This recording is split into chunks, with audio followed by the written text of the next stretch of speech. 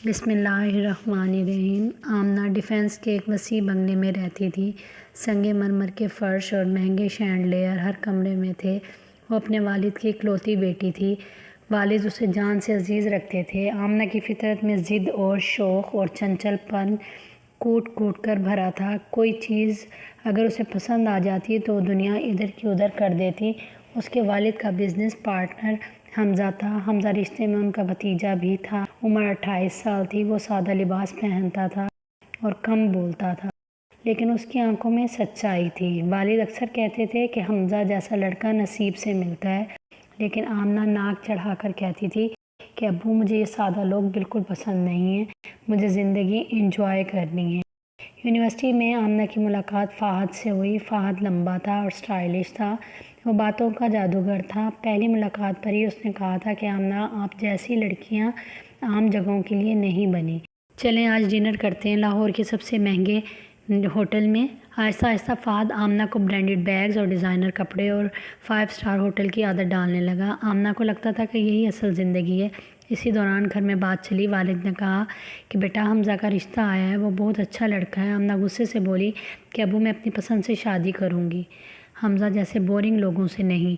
باپ نے بیٹی کی ضد کے آگے ہار مان لی۔ شادی بہت شاندار ہوئی۔ 500 لوگ آئے تھے اور فائر ورکس ہوئے تھے۔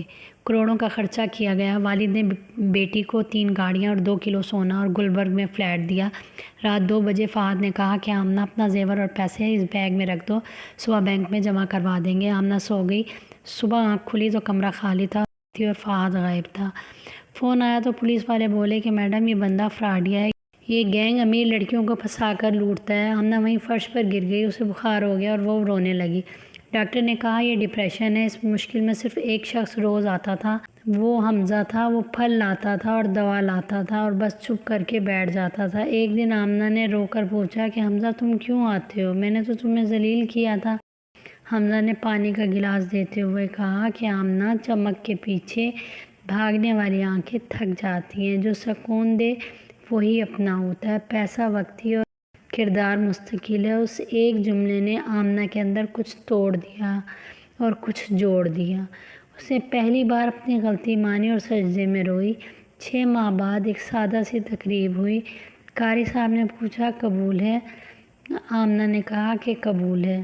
اس بار اس کی آنکھوں میں آنسو تھے، لیکن وہ خوشی کے تھے۔ آج آمنہ اور حمزہ مل کر سکون میں فاؤنڈیشن چلاتے ہیں۔ وہ یتیم لڑکیوں اور دھوکے کا شکار ہونے والی عورتوں کی مدد کرتے ہیں۔ سیمینار میں آمنہ اسٹیج پر کھڑی ہو کر کہتی ہے کہ میری بہنوں، مہنگی گاڑی اور برانڈڈ بیگ وقتی خوشی دیتے ہیں، لیکن رات 3 بجے جب بخار ہو تو جو بغیر پوچھے سر پر ہاتھ رکھے وہی اصل رشتہ ہے۔